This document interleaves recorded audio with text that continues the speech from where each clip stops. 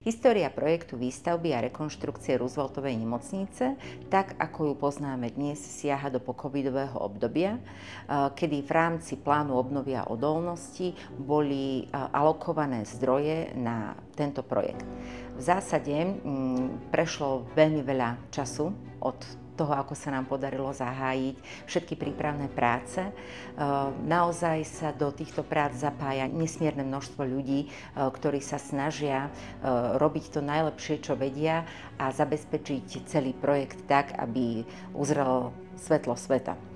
Môžem povedať, že všetci rátame s tým, že iba výsledok sa počíta, takže za nás, za celý tím Rooseveltovej nemocnice môžem povedať, že ideme do tohto s veľkým odhodlaním a je nám úplne jasné, že tá cesta bude dlhá a cesta vôbec nie je ľahká.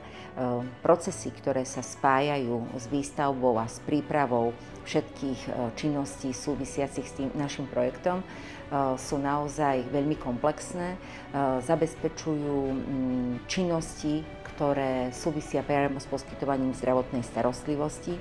Veľkou výzvou v celom projekte a v prípravnej fáze bolo pre nás stravovanie, a to zabezpečenie liečebnej výživy pre pacientov a stravovania pre zamestnancov našej nemocnice.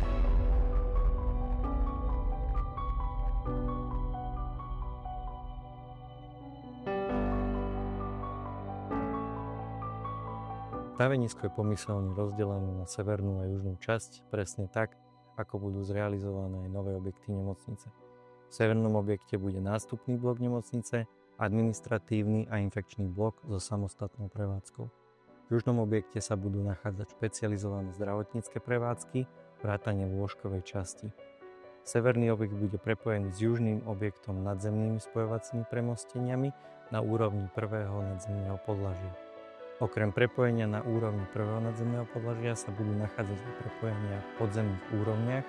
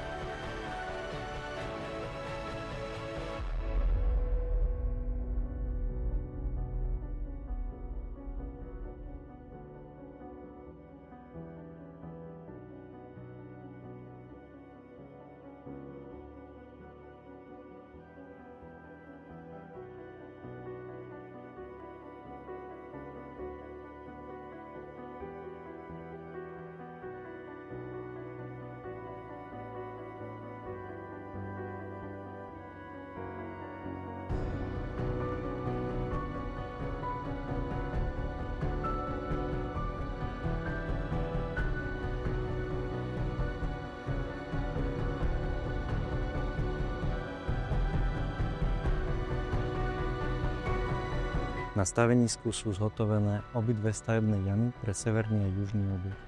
Obidve sú pripravené na pilotážnu úroveň, ktorá je zároveň základovou škárou pre založenie objektov.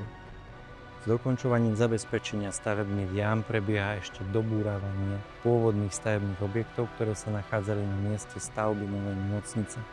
Sú to objekty základových konštrukcií premostenia do detskej fakultnej nemocnice, pôvodné priestory podzemných podlaží a kolektorov. V severnom objekte je ešte potrebné dokončiť dobúranie pôvodnej kanalizácie a dokončiť zabezpečenie podchytávanie súkromného objektu Ortotech. Po týchto prácach bude možné konštatovať dokončenie zabezpečenia stavebnej jamy pre obidva stavebné objekty sever a juh.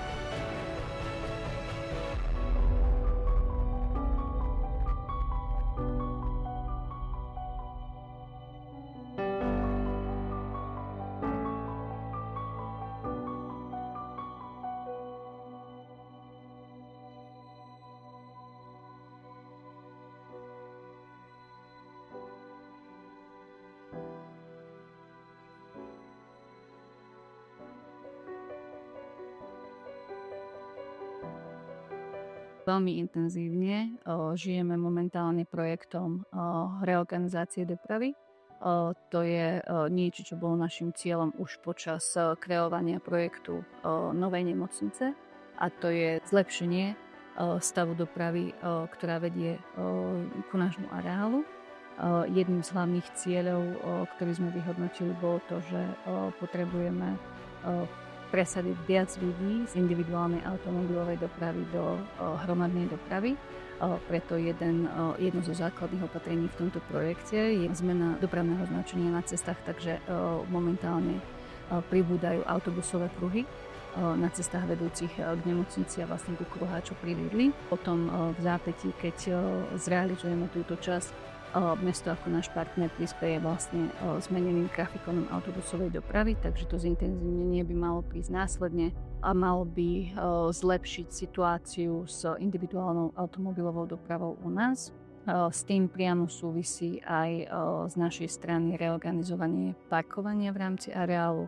Máme za sebou dobudovanie množstva parkovacích plôch, odstavných plôch pre autá jednak zamestnancov, návštevníkov nemocnice, pacientov, sanitiek, zásobovania a tak ďalej. Takže od 1. apríla sme prikročili už aj ku zavretiu areálu. Máme zavreté rampy, máme koordinovaný vstup do areálu, zatiaľ s veľmi pozitívnymi výsledkami.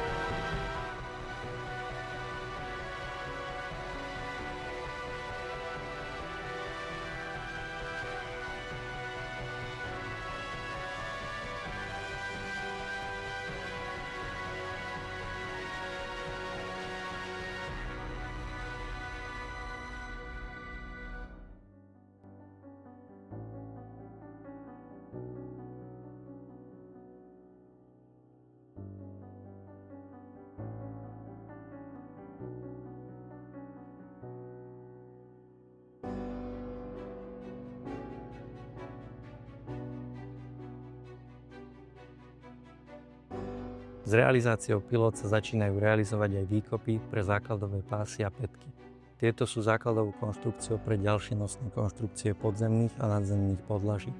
Základové pätky a pásy sú navrhnuté železobetonové, to znamená, že do predpripravených výkopov budú vyhotovené armokoše z betonárskej výstuže a tieto budú zalievané betónom. Po zhotovení hlavných nosných základových konštrukcií budú zrealizované podkladné betóny, ktoré slúžia ako ochrana železobetónovej dosky a zároveň vyrovnávajú terén, na ktorý je ďalej zhotovovaná hydroizolácia celej stavby a na ňu následne zhotovovaná železobetónová základová doska. V rámci zariadenia staveniska a organizácie výstavby sú realizované aj základové konštrukcie pre väžové žeriavy. Momentálne sú realizované 3 z navrhovaných 9. Nakoľko sú hlavné nosné konštrukcie zhotovené ako železobetónové monolitické, je na stavenisku zhotovená aj vlastná výrobňa čerstvého betónu.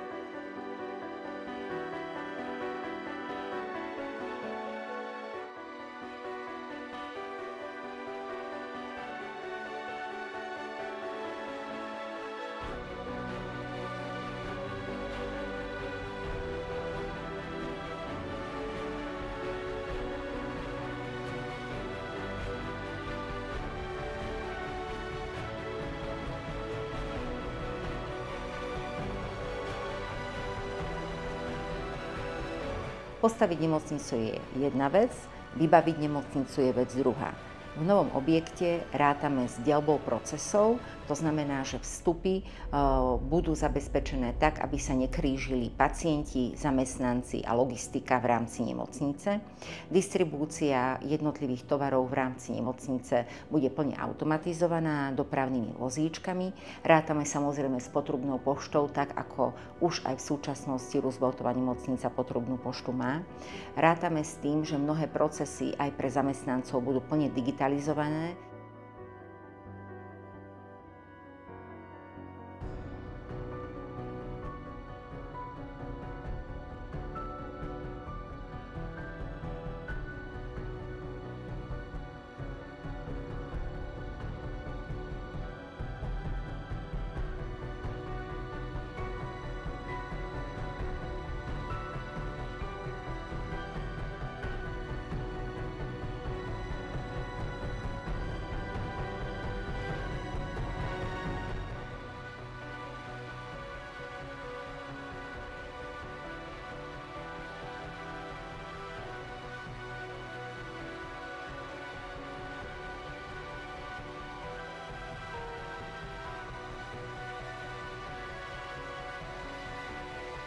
Naša budúca materská škôlka je tiež projektom realizovaný z plánu obnovy a odolnosti.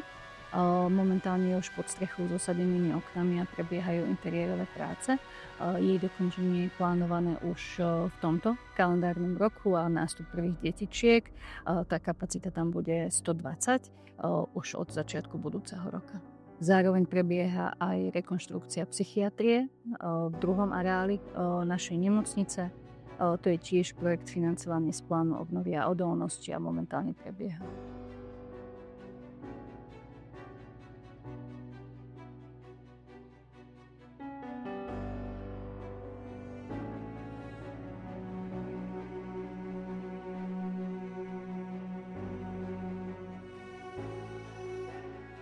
Snažíme sa byť maximálne nápomocní. Je zrejme aj v tom, že pripravujeme už spustenie aplikácie pre zamestnancov a našim cieľom je pripraviť aj aplikáciu pre pacientov. Veríme, že dovtedy, kým sa nám podarí zrealizovať celý projekt, už bude v plnej prevádzke aj Centrum personalizovanej prediktívnej medicíny, ktoré má byť takou opornou barličkou a vytvárať celý komplex zdravotnej starostlivosti pre pacienta.